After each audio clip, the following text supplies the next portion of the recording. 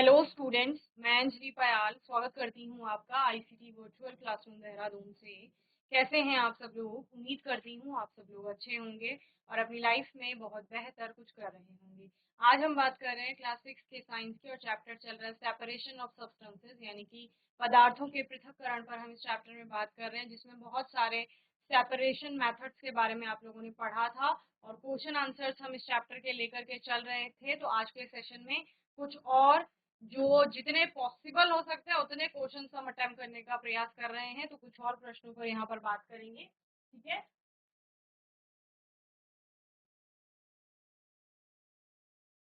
तो यहाँ पर आपके बहुत सारे प्रश्न हो चुके थे।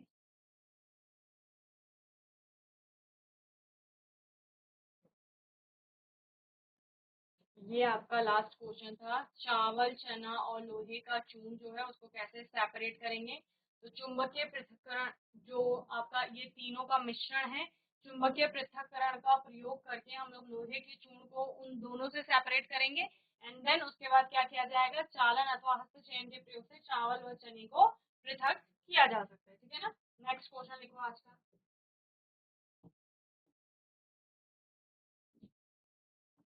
प्रश्न है,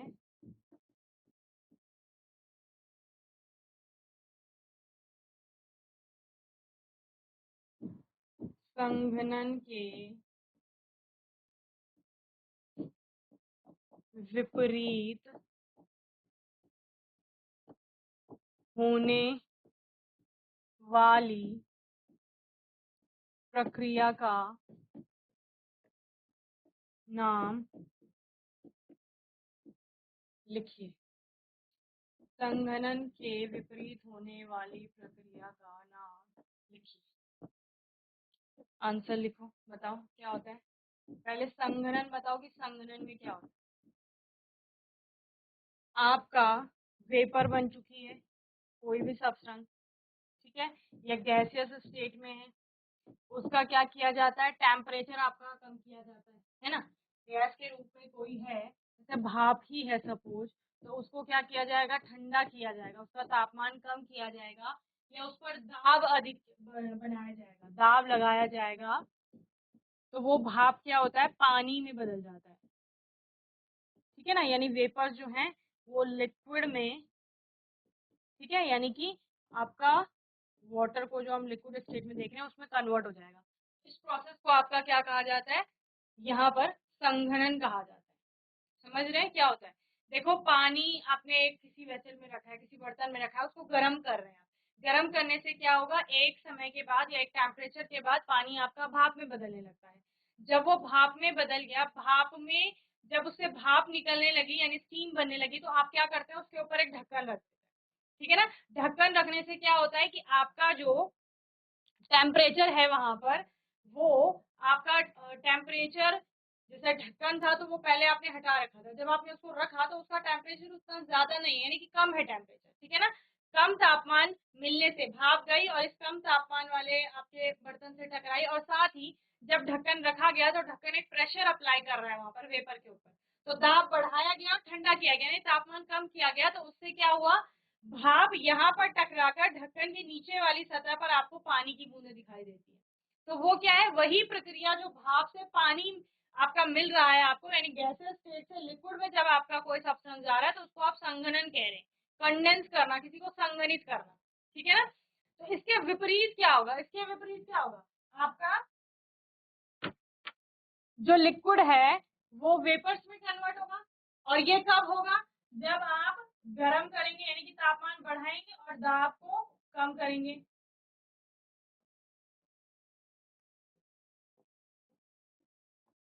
तो जब किसी द्रव का तापमान बढ़ाया जाता है, उसे गर्म किया जाता है और उस पर दाब भी आप कम करेंगे, तो इससे क्या होता है, इससे वो लिक्विड आपका वेपर्स में कन्वर्ट हो जाता है। तो इसको क्या कहा जाता है, इवेपोरेशन कहा जाता है, यानी कि वाष्पीकरण, ठीक है ना। तो वाष्पीकरण वह प्रक्रिया है जिसमें संघनन के विपरीत आपका स्टेट कन्वर्ट होती है या स्टेट चेंज आपकी होती है, ठीक है।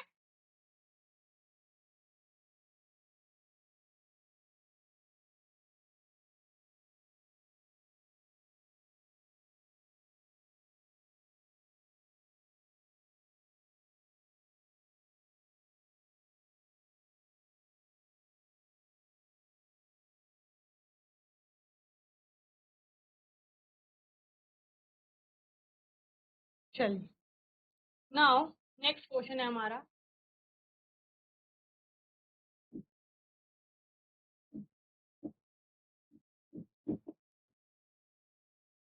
शुद्ध जल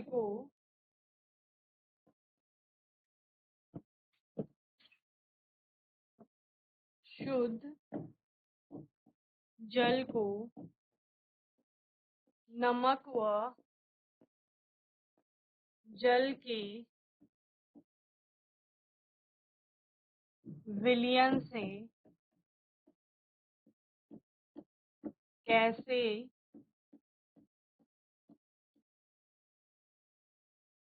पृथक करेंगे। बताओ, क्या है आपके पास? एक बर्तन में पानी है, ठीक है ना, और पानी के साथ आपकी, ये पिंक कलर में मैं नमक दिखा रही हूँ, नमक घुली हुई, ठीक है। पानी और नमक घुला हुआ है। इस पानी और नमक के विलयन से क्या बोला गया है? शुद्ध पानी, शुद्ध जल को यहाँ से अलग करना है। ये नमक व जल का विलयन है, ठीक है ना। तो इस नमक और जल के विलयन से आपको जल को अलग करना है। तो कैसे करेंगे हम लोग, ठीक है। अगर केवल नमक को अलग करना होता तो आप लोग क्या करते हैं? इवेपोरेशन करते हैं, वाष्पीकरण करते हैं ना। तो वाष्पीकरण में क्या होता है, आपको इसको आप सोल्यूशन का टेम्परेचर बढ़ाएंगे तो टेम्परेचर बढ़ाने से आपका जो पानी है वो पानी वाष्पीकृत हो जाएगा और नमक यही रह जाएगी, तो नमक आपको प्राप्त हो जाएगी। लेकिन आपको चाहिए क्या? आपको पानी चाहिए। तो पानी कैसे निकालोगे आप, कैसे प्राप्त करोगे, बताइए।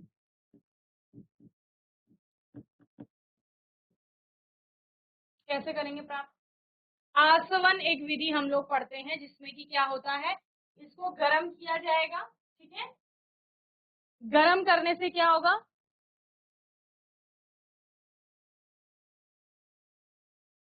इसकी जगह आपका राउंड बॉटम फ्लास्क यूज किया जाता है। मैंने ये बीकर आपका पूरा बंद कर दिया है, या आप इसको इस प्रकार से समझें। एक राउंड बॉटम फ्लास्क लेंगे आप लोग और इसमें इस प्रकार से ओपनिंग होगी, ठीक है। ये बंद होगा, यहाँ से ओपनिंग होगी।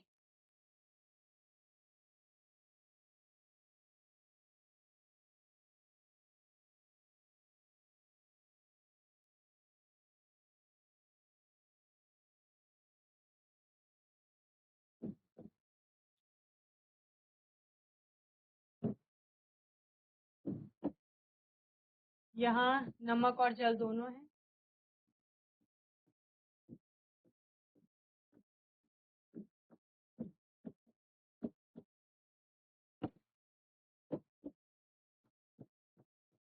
और इसको आप क्या देंगे? टेम्परेचर देंगे, ठीक है। पिक्चर से आपने देखा होगा ये पहले भी, क्या हो रहा है इसमें, देखिए। ये राउंड बॉटम फ्लास्क है आपका, इसमें आपने क्या रखा है? नमक भी रखा है और पानी भी रखा है, दोनों का मिश्रण। हमें पानी चाहिए। प्रश्न ये कह रहा है शुद्ध जल को नमक व जल के जो विलयन है उससे कैसे पृथक करेंगे, यानी कैसे अलग करेंगे। तो हमने इसका टेम्परेचर बढ़ाया, टेम्परेचर बढ़ाने से पानी जो है भाप में बदलेगा, ऊपर उठेगा, लेकिन यहाँ से बंद है ये राउंड बॉटम फ्लास्क। इधर से इसको ओपनिंग मिल रही है, यहाँ से नली है ना आपकी, तो वो यहाँ एंटर करेगी भाप। इसमें क्या होता है, यहाँ पर इसमें आपका ऐसे ओपनिंग होती है, देखो अंदर तो बंद है लेकिन बाहर क्या किया जाता है? पानी का सप्लाई बनाया जाता है। तो पानी क्या करेगा? उसको ठंडा करेगा। तो भाप जब ठंडी होगी तो पानी में बदलेगी और यहाँ से वो पानी के रूप में आपका, आप उसको यहाँ एकत्र करें। लेकिन जो नमक होगा वो नमक आपका वही रहे। इस विधि को कहा जाता है आसवन। हुआ पहले वाष्पीकरण ही, वाष्पीकरण हुआ ना, पानी आपका भाप में बदला, वो वाष्पन है। और वाष्पन के बाद क्या हुआ? उसको टेम्परेचर उसका कम किया गया और साथ में दबाव बनाया गया, क्योंकि आपकी जो ये नली है ना अंदर जिसमें भाप जा रही है, वो बहुत कैसी है, आप बोल सकते हैं कि कंपोज है, या आप बोल सकते हैं बहुत पतली है, जिसमें कि यानी कि प्रेशर उस पर ज्यादा लग रहा है। तो प्रेशर के कारण वो भाप किसमें? पानी में बदल गई। तो जब आपने देखा भाप पानी में बदल रहा था इससे पहले वाले में, तो उसको आप लोग क्या कह रहे थे? संघनन कह रहे थे। ये संघनन की प्रक्रिया थी, ठीक है ना। तो यानी कि आसवन क्या है? पहले आपका जो इवेपोरेशन होगा वो किया जाएगा, और देन उस इवेपोरेशन के बाद जो वाष्प बनेगी उससे उसको फिर संघनित करके लिक्विड में कन्वर्ट किया जाएगा। तो शुद्ध जल हमें यहाँ प्राप्त हो गया अलग, और नमक आपकी यही रह जाएगी। समझ रहे हैं? तो शुद्ध जल को नमक व जल के विलयन से पृथक करने के लिए हम आसवन विधि का प्रयोग करते हैं, जिसमें पहले वाष्पीकरण होता है और जिसके पश्चात फिर क्या होता है, संघनन की प्रक्रिया होती है। ओके, चलिए लिखिए।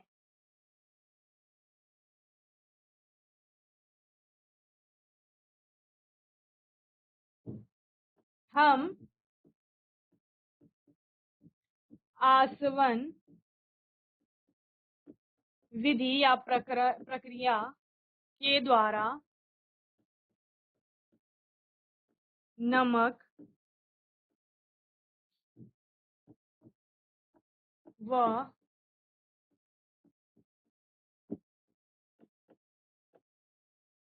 जल के विलयन से जल को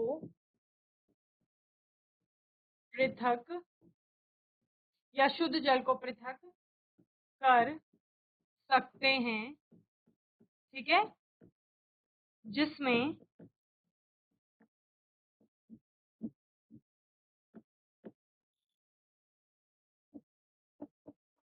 वाष्पीकरण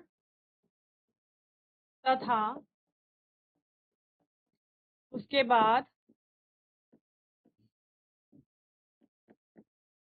संघनन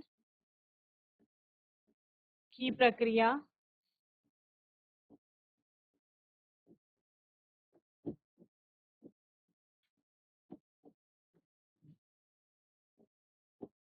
होती है। ठीक है,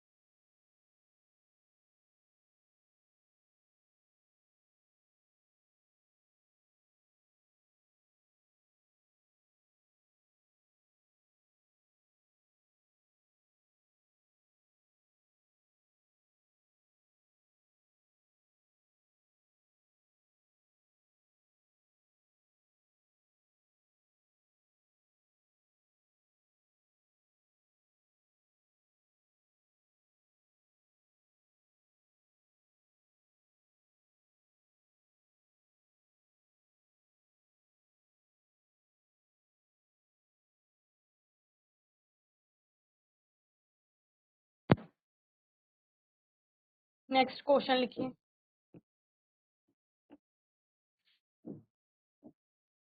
प्रश्न है आपका, दूध से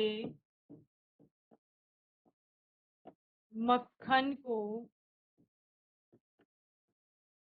पृथक, पृथक का मतलब समझते हैं ना, अलग करना, करने की विधि का नाम बताइए।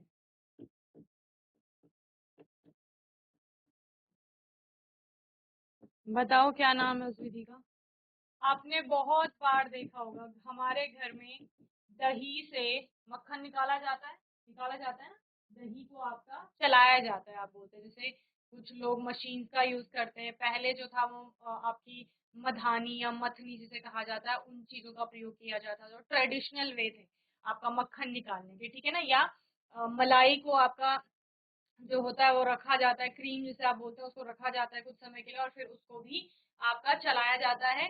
लोग मिक्सर का यूज करते हैं, कुछ लोग हाथों का प्रयोग करते हैं, कुछ लोग मथनी का प्रयोग करते हैं, और मशीन्स होती है उनका प्रयोग किया जाता है। और उनके बाद आपका क्या होता है, वो जो क्रीम से आपका बटर होता है वो बटर सेपरेट हो जाता है, समझे ना। तो होता क्या है बेसिकली, उसमें उसको घुमाया जाता है, रोटेट किया जाता है ना। आपने दही ली तो उसको रोटेट किया, घुमाया, क्रीम ली, क्रीम को घुमाया जाता है। घुमाने के बाद क्या होते हैं, आपके कुछ पार्टिकल्स ऊपर आ जाते हैं और कुछ आपका नीचे रहते हैं। तो जो नीचे रहते हैं वो हैवी पार्टिकल होते हैं। आपको पता है जो भारी कण होंगे वो नीचे बैठ जाएंगे और जो हल्के कण होते हैं वो ऊपर उठ जाते हैं। इसी से वो दोनों आपके क्या हो जाते हैं, सेपरेट हो जाते हैं। समझ रहे हैं? तो आपने क्या देखा, दूध से मक्खन को पृथक करने के लिए, दूध या दही आप कहीं देख सकते हैं, क्रीम हो सकता है, तो उससे पृथक करने की जो विधि है उसका नाम क्या है, अपकेंद्रण विधि उसको कहा जाता है। ठीक है ना, अपकेंद्रण विधि। और इंग्लिश में उसे कहा जाता है सेंट्रीफ्यूगेशन। क्या कहा जाता है?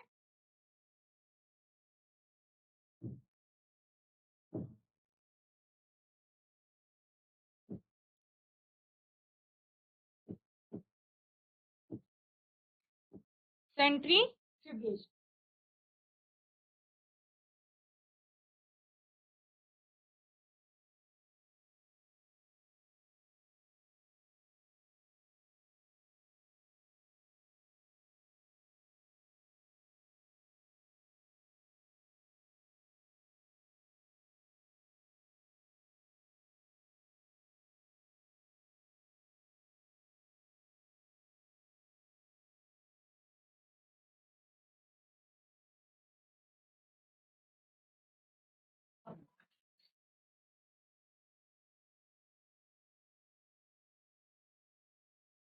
चलिए नेक्स्ट क्वेश्चन लिखो।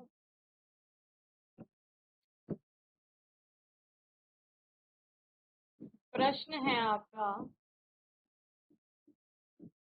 कि आप, ठीक है ना, आपका मतलब मैं भी और आप भी, ठीक है ना, आप चॉक पाउडर व नमक को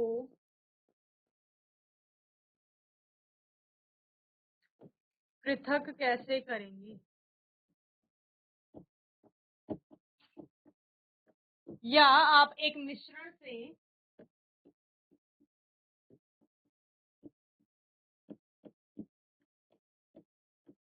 चॉक पाउडर व नमक को कैसे पृथक करेंगे। अब देखो, एक मिश्रण का मतलब इन दोनों से मिलकर ही मिश्रण बना हुआ है।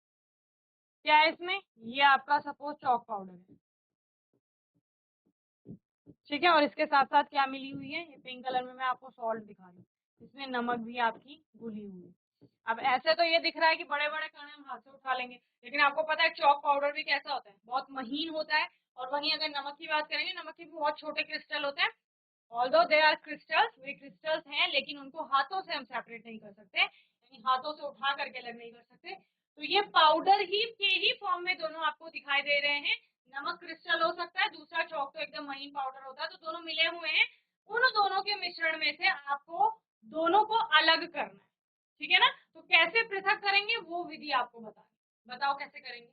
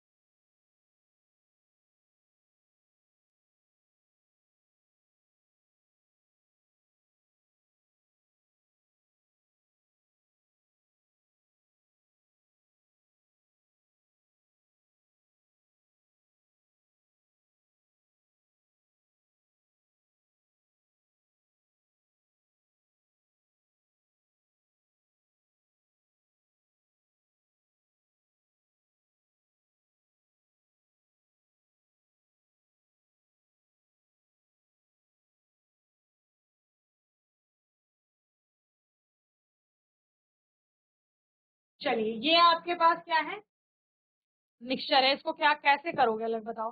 पहले मुझे प्रॉपर्टीज बताइए, चॉक पाउडर की प्रॉपर्टी क्या है, ठीक है, और नमक का एक गुण बताओ जिसमें ये दोनों एक दूसरे से अलग है, ठीक है।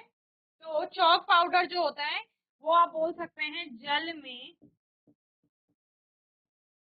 अविलेय हो सकता है या अल्प विलेय हो सकता है, अल्प विलेय या अविलेय भी आप देखते हैं, ठीक है ना, बहुत कम घुलनशील होगा, ठीक है ना। और नमक कैसा होता है, सुपर सॉल्युबल होता है, यानी बहुत अच्छे से विलय हो जाता है जल के साथ। तो अब क्या करेंगे हम लोग, विलेयता वाला गुण देख रहे थे, यानी पानी तो ऐड किया जाएगा। तो सबसे पहले हम लोग क्या करते हैं, एक बीकर लिया हमने, ठीक है ना, इस बीकर में हमने क्या डाल दिया, दोनों का मिश्रण डाल दिया। ये नमक, ये आपके चॉक पाउडर के कण थे और पिंक कलर के आपके क्या है, नमक के कण है। अब इसमें आपने क्या डाला, इसमें हमने ऐड कर दिया वाटर, वाटर मिला दिया जल डालने पर, जल हमने डाल दिया। जल डालने पर आपका चॉक उतना अच्छे से क्या नहीं होगा, घुलेगा नहीं, तो इसको क्या कर सकते हैं हम, सेपरेट कर सकते हैं बाय फिल्ट्रेशन। तो फिल्ट्रेशन के द्वारा आप लोग क्या करेंगे, यहाँ इसको सेपरेट कर लेंगे। तो यहाँ नीचे आपको क्या प्राप्त हो जाएगी, जल प्राप्त हो जाएगा। ये जल आपको प्राप्त हो गया, जल और उसके साथ क्या, घुली हुई नमक प्राप्त हो गई। और जो आपका क्या था इसमें, ये जो चॉक पाउडर था ये यहाँ इस फिल्टर पेपर में रह जाएगा, ये चॉक पाउडर, तो सेपरेट हो गए दोनों, ठीक है। तो क्या विधि यूज की सबसे पहले, फिल्ट्रेशन, निस्यंदन की विधि यहाँ पर प्राप्त की, उपयोग किया आपने। और देन ये जो जल और नमक का है इसको क्या करेंगे, बताओ क्या करोगे इसे, इसको करेंगे हीट, ऊष्मा देंगे, और ऊष्मा दे करके जो ये जल है आपका ये वाष्पीकृत हो जाएगा, और जल आपका वाष्पीकृत हो गया यहाँ, और नमक यहीं रह जाएगी, बस नमक अलग हो गई और यहाँ आपका चॉक पाउडर अलग, ठीक है। चलिए नोट करिए आंसर, उत्तर में लिखिए। सबसे पहले तो प्रॉपर्टी बताओ, जल में नमक विलेय हो जाता है, ये घुलनशील है, विलेय है, तथा चॉक पाउडर अल्प विलेय या अविलेय, अविलेय होता है। तो सबसे पहले मिश्रण में जल मिलाते हैं तथा फिल्टर करके निस्यंदन द्वारा अविलेय चॉक पाउडर को पृथक कर लिया जाता है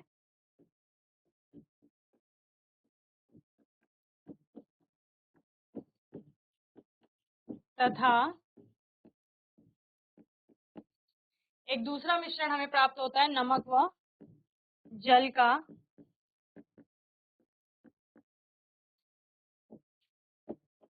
मिश्रण प्राप्त होता है। देन नमक व जल के मिश्रण से जल को वाष्पीकरण के द्वारा